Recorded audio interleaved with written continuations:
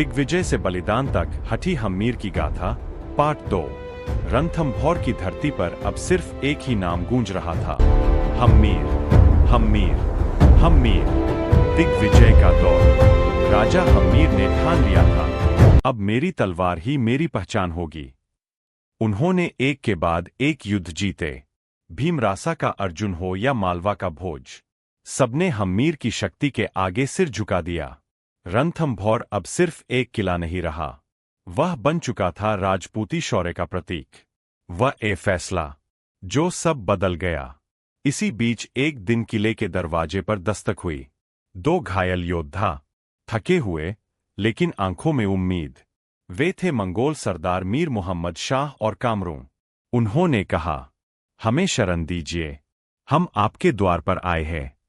दरबार में खामोशी छा गई, क्योंकि वे भागे थे अलाउद्दीन खिलजी की सेना से।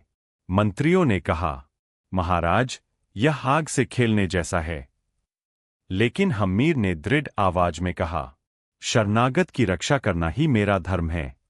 युद्ध की आहट। जब अलाउद्दीन खिलजी को यह खबर मिली तो उसका क्रोध आसमान छू गया। उसने संदेश भेजा, उन्हें मेरे हवाले कर दो।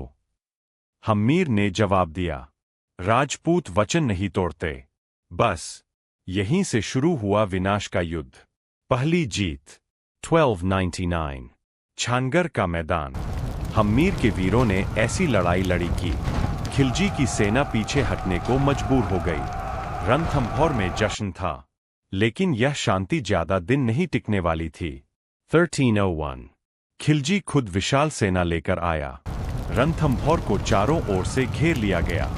दिन बीते, हफ्ते बीते, महीने बीते।